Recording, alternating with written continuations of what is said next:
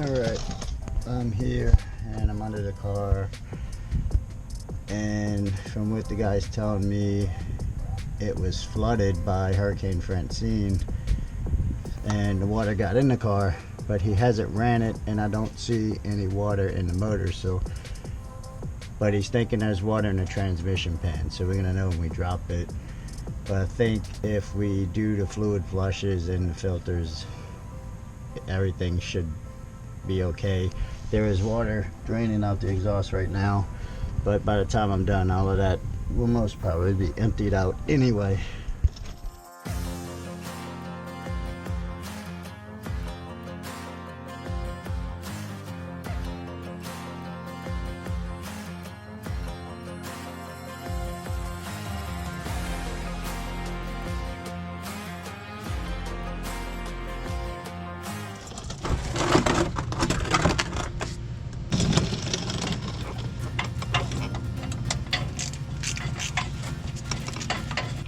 Hey, you need some water or something? No, I'm good. I have an ice chest with water. Oh, okay. You comfortable with it? Yeah, yeah, I'm used to it by now. Thank you, though. The filter was the right one, huh? Oh yeah. Yeah, the oil change is done. Everything looked good in there. Cool. No water? No, I didn't see any water. Yeah. You said it was just sitting when it got flooded, huh? Yeah, it was just right where it is. Okay, awesome. Yeah, that's good. As long as it. They moved then. Yeah, it should be. It's probably gonna be fine after this flush. All right. So we have to get this transmission pan dropped, and all you're gonna do is loosen up all these 10mm bolts all the way around the pan.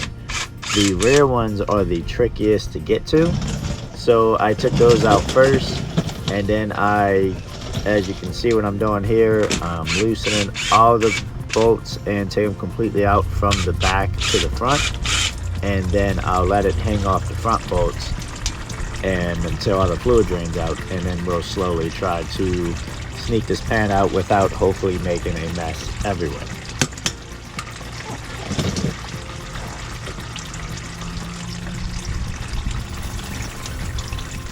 It's so satisfying listening to all that fluid drain and hit the pan, right?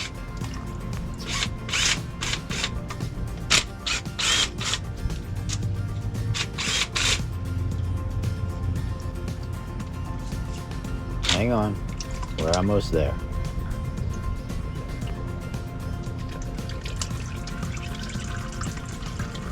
Comment below, what's your best method for removing the transmission pan on your Crown Vic? We are just a couple of turns away from getting this transmission pan dropped.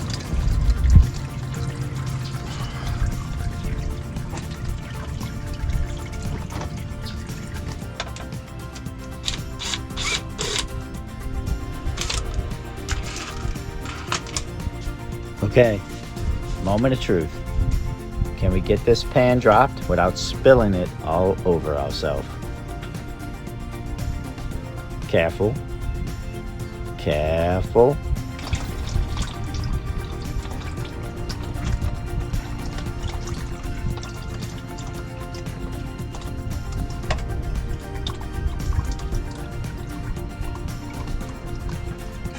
To my surprise, the filter was sitting in the pan when I dropped it. It probably fell in the pan when I pulled the pan down, which is awesome. But then the O-ring got stuck in there, so I had to pull that out with a hook. And this is the O-ring right here.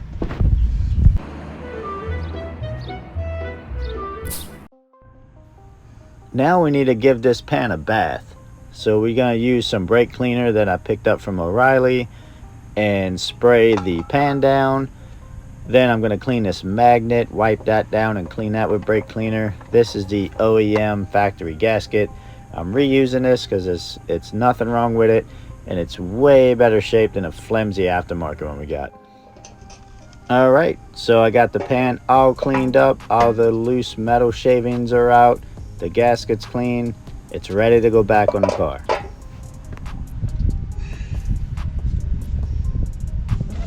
But before we put the pan back up, we got to get our filter back in place. So this is the brand new filter that came with our kit. Be sure to give it a few taps, make sure it's seated all the way in.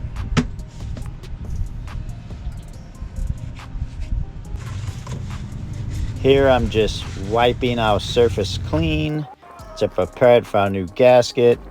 And with the gasket and the pan sitting together, we're going to reinstall it. I'm loosely fitting all the bolts back in place. And then I'm going to go back with my ratchet and tighten them all by hand, torquing each bolt to hand tight spec. Then clean it all up with brake cleaner.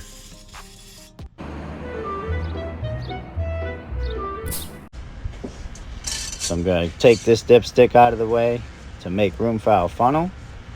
And now we're going to add in our fluid.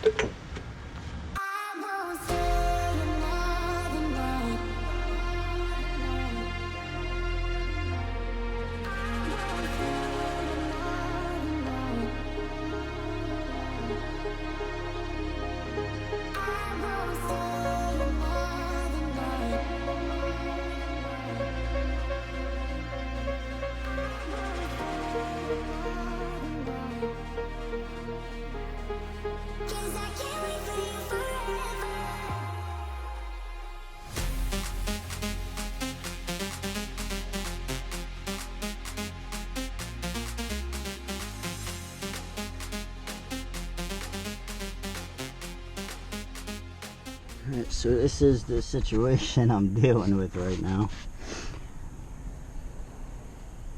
So, as you can see, the car is completely taken apart because it flooded out. So I had the transmission service done and the oil change done, which I didn't film. But now the car is completely dead, so and it hasn't ran since it was flooded. So now we're gonna try to see if we can get it running so we can get this Crown Vic back on the road. Alright, first I just want to know, obviously, if we got battery voltage.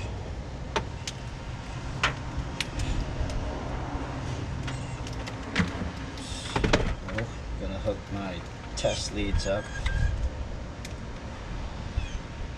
See what we got.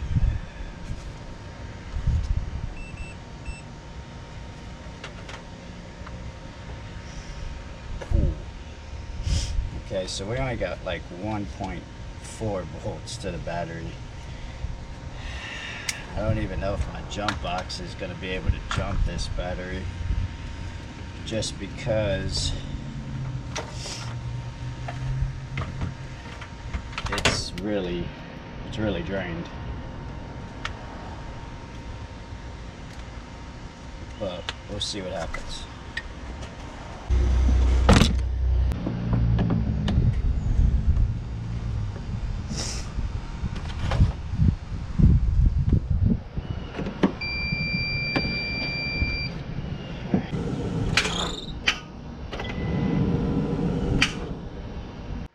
Alright, so as I expected, my jump box can't jump this off because the voltage is just super low on this battery. So he can probably put a charge on it and he should be able to crank it up and everything should be golden and good to go.